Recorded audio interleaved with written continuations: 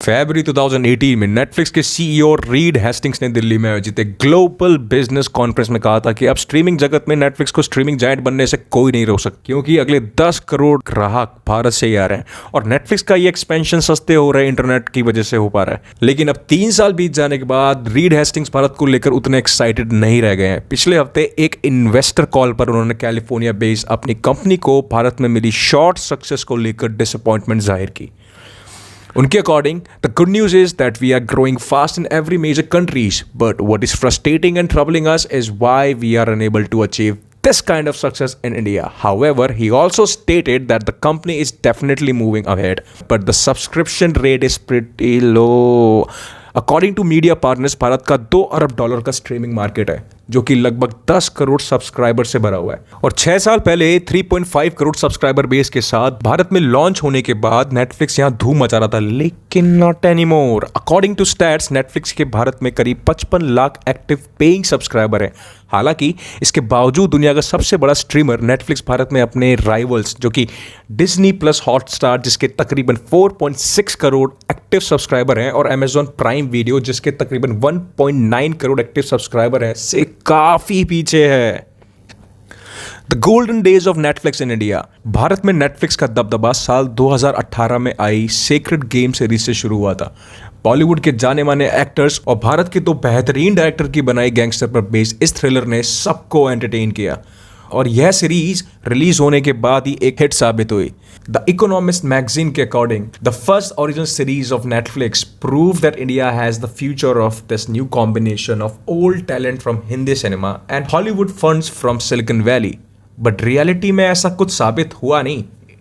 India एक huge entertainment market है, जो कि हम सभी जानते हैं। यहाँ तकरीबन 55 करोड़ से अधिक घरों में टीवी है, और मात्र $4, जो कि तकरीबन 300 रुपए के आसपास होते हैं, से भी कम लागत में टीवी पर आदमी कुछ भी देख सकता है। लेकिन ज्यादातर इंडियन हाउस होल्ड्स फिल्में, खेल और खबरें ही देखना पसंद करते हैं, तो वो क्यों अपनी जेब से एक्स्ट्रा पैसा पे करके सेम गन देखेंगे जो कि हर OTT प्लेटफॉर्म पर अवेलेबल है। वैसे भारत में कंज्यूमर्स ने अब अच्छी कहानियां देखना शुरू कर दिया है। फॉर एग्जाम्पल, हाल ही में आई स्टॉक ट्रेडिंग पर based thriller scam 1992 last year Sony Liv पर स्ट्रीम हुई, और कुछ ही समय के अंदर यह एक बहुचर्चित सीरीज बन गई, जो कि मेरे ख्याल से एक अच्छा एग्जांपल है कि इंडियंस को भी क्वालिटी कंटेंट चाहिए, ना कि बॉलीवुड की प्यार धोखा से भरी वो गंद वाली चाट जो कि बासी हो चुकी है।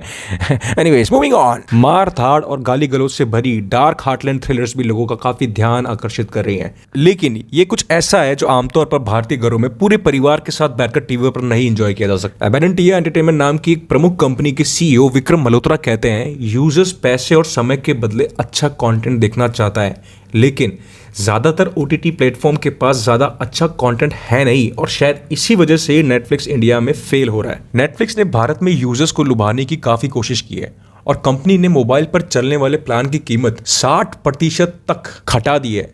जो प्लान किसी टाइम पे 1000 रुपए में आता था, वो अब सिर्फ 150 रुपए के पर मंथ के प्लान के अंदर शामिल है। उसके अंदर आप सभी कुछ देख सकते हैं, टीवी शोज, मूवीज और भी बहुत कुछ। इस कीमत में तो डोमिनोज का डिसेंट सा पिज्जा भी नहीं आता। एनीवे, इसके अलावा कंपनी ने 50 से अधिक फिल्में बनाने के लिए $40 करोड़ यानी तकरीबन 3000 करोड़ रुपए से ज्यादा की रकम खर्च की है। इसमें से 30 से अधिक हिंदी भाषा फिल्में और शोज हैं। इंडस्ट्री एक्सपर्ट्स की माने तो इसमें से अधिकांश फिल्में उम्मीद पर कुछ ज्यादा अच्छी उतरी नहीं है। मीडिया कंसल्टिंग फर्म एरामैक्स के मुताबिक बीते साल हिंदी भाषा में सबसे ज्यादा देखे गए टॉप स्ट्रीमिंग शोज में नेटफ्लिक्स की सिर्फ एक सीरीज थी, जिसका नाम कोटा फैक्ट्री है, जो कि एक परेशान कॉलेज छात्रों की एक डिसेंट सी कहानी है। हालांकि reality dating series, Indian match making और हाल ही में आई डिकपोल्ड की भी कुछ चर्चाएं शुरू हो चुकी हैं, लेकिन नेटफ्लिक्स अभी भी काफी हद तक स्क्विड गेम, मनी हाई जैसी विदेशी कहानियों से जुड़ा हुआ है। द इंडियन एक्सप्रेस अखबार के फिल्म क्रिटिक शुभा गुप्ता कहती हैं, नेटफ्लिक्स को अभी भी अमीरों की एक महंगी सर्विस के रूप में देखा जाता है, और इसे अभी भी विदेशी की तरह ही देखा जाता है। Netflix versus it's competitors. Competitors ने नेटफ्लिक्स को पछाड़ दिया है। जी हाँ, खास करके डिज्नी प्लस, जो कि अलग अलग खेलों के ब्रॉडकास्ट से काफी तेजी से आगे बढ़ा। दुनिया के सबसे बड़े क्रिकेट वर्ल्ड में डिज्नी के पास बहुत ही बड़े राइट्स हैं और इसमें इंडियन प्रीमियर लीग IPL का ब्रॉडकास्ट भी शामिल है। अमेजॉन प्राइम की अगर हम बात करें तो 10 भारतीय भाषाओं में फिल्म्स एंड शोज का एक बड़ा मंच इसको मिलता है। लास्ट ईयर इसका एक्शन ड्रामा फैमिली मैन सबसे ज्यादा देखा जाने वाला हिंदी स्ट्रीमिंग शो था। इसके अलावा gangland based drama Mirzapur beat देश भर में काफी हिट रहा था। मेरी माने तो फिल्मी लोगों के लिए प्राइम एक बेहतरीन ऑप्शन है अगर आप सब्सक्रिप्शन लेना चाह रहे हैं तो।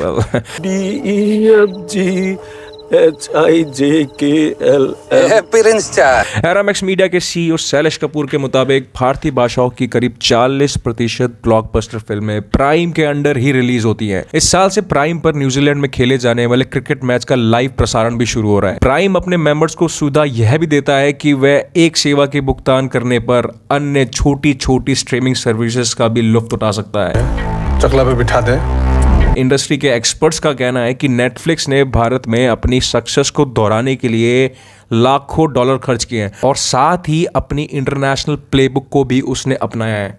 कंपनी ने शो और फिल्मों के लिए बॉलीवुड के बड़े स्टूडियो और निर्माताओं के साथ पार्टनरशिप भी की है। वेल, अकॉर्डिंग टू एक्सपर्ट्स इसमें सिर्फ इस स्टेटमेंट में सिर्फ सुर्खियां बटोरी गई हैं और ज़्यादा कुछ काम वैसे कुछ खास हुआ नहीं है। नाम ना बताने की शर्त पर नेटफ्लिक्स के एक सीनियर एग्जीक्यूटिव ने बताया कि इनमें से किसी भी निर्माता के पास स्ट्रीमिंग शो बनाने का किसी भी तरह का कोई भी अनुभव नहीं था और इनमें से इसीलिए ज़्यादातर शोज फ्लॉप हो गए थे। मीडिया पार्टनर्स एशिया के अकॉर्डिंग नेटफ्लिक्स को अपने रीजनल कंटेंट के लिए अभी और भी गहराई में जाने की जरूरत पड़ेगी क्योंकि कंज्यूमर्स को अब फ्रेश कंटेंट चाहिए। वो ही नहीं चाहिए जो आप उनको हमेशा दिखाते जा रहे हैं। उनको वो दिखाना होगा आपको जो वो देखना चाहते हैं, ना कि वो जो आप बनाना चाहते हैं। भारत में हिट होने के लिए लोकल कंटेंट पर नेटफ्लिक्स को फोकस करना होगा। अकॉर्डिंग टू नेटफ्लिक्स देश के सभी कोनों से अलग अलग कहानी लाने के लिए भारी निवेश कर रहा है ताकि डिफरेंट लैंग्वेजेस में काम किया जा सके। लास्ट मंथ नेटफ्लिक्स ने मलयालम लैंग्वेज में एक सुपर हीरो फिल्म मुन्नल मुरली रिलीज की थी और क्रिटिक की माने तो यह film normal super hero film को टक्कर दे सकती है। एनीवेज, इंडस्ट्री के स्टैट्स के अकॉर्डिंग भारत का स्ट्रीमिंग बाजार साल 2026 तक दुगने से अधिक बढ़ जाएगा और मैं इस बात को मानता भी हूं। मैं I am agree with this statement. लेकिन करोड़ों यूजर्स के जोड़ने का मतलब है कि नेटफ्लिक्स को अब और भी बड़े पैमाने पर कंटेंट देने की जरूरत होगी, या अगर मैं दूसरे शब्दों में कहूं तो नेटफ्लिक्स को और लोकल होना पड़ेगा और ये आसान बिल्कुल नहीं होगा। भारत में पहले ही 75 से ज्यादा स्ट्रीमिंग सर्विसेज मौजूद हैं। इसमें से कुछ ही हिट हुई हैं जबकि ज्यादातर फ्लॉप हैं। लास्ट ईयर स्ट्रीमिंग सर्विसेज पर इंडियन लैंग्वेजेस में तकरीबन 225 शो लॉन्च किए और इनमें से 170 हिंदी लैंग्वेज में थे और इसमें से सिर्फ 15 से 20 ही सक्सेसफुल रहे क्योंकि हर कोई ज्यादा से ज्यादा कंटेंट सर्व कर रहा है और अलग अलग एक्सपेरिमेंट में लगा हुआ है, चाहे वो एडल्ट कॉमेडी हो या फिर किसी तरह का एडल्ट शो हो या फिर बिना सिर पैर वाला कोई एक भद्दा सा शो। लेकिन इन सभी को याद रखना होगा कि भारत एक डिजिटल बाजार है। यहाँ पर अर्श से फर्श पर आने में ज़्यादा समय नहीं लगता है।